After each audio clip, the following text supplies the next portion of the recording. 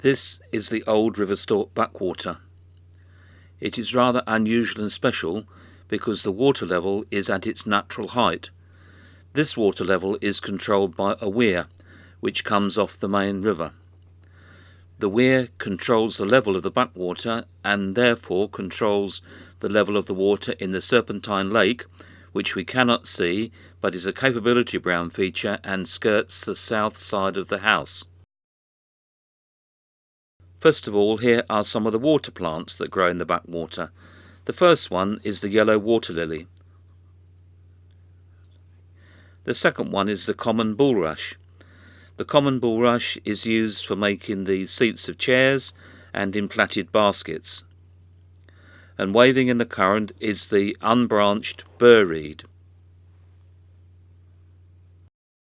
Also in the backwater, you might see big clumps of fool's watercress, and there is also a strong possibility that you will see large areas and clumps and masses of the invasive species which is Malaysian pennywort. Let's see if we can find out what lives in the backwater. We can do this by pond dipping, but we would advise that you do not do it by yourself. The backwater is deep, the bed of the backwater is very soft and muddy, and the banks themselves are steep and make it very difficult for you to climb out, so you are not advised to go pond dipping unless under supervision. The first thing you might find is the nymph of the large mayfly. This likes to burrow in mud at the edge of the water. The second one is the nymph of the damselfly. This will hatch into a very pretty flying adult insect in the summer months. Here's the alder fly larva. The alder fly larva also hatches into a rather brownish shaped fly early in the season. These are freshwater shrimps. And here is a lesser water boatman. These can actually fly about from river to river and pond to pond. A fish that you might catch is the bullhead. This is a bottom living fish and it really likes the more gravelly and stony sections of the backwater. Here is a tiny American signal crayfish. This is an invasive species and is something which we do not really welcome in the river.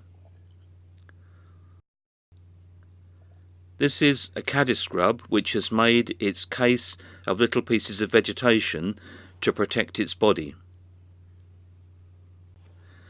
This is a caseless caddis grub. It has two hooks at the back by which it can hang on to the vegetation.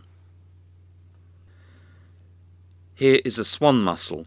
This lies partly buried in the bed of the backwater and filters water to extract the nutrients for feeding. And this is a small version of a swan mussel and it's called a peacockle. This large snail is a freshwater winkle. Like the winkle that you find at the seaside, it has a special plate to cover the entrance to its shell. On this stone are some attached caddis grubs.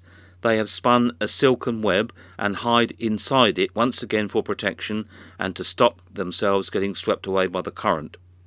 Keep your eyes open for one of the Friends events and you may well be able to join in with a safe pond dipping expedition.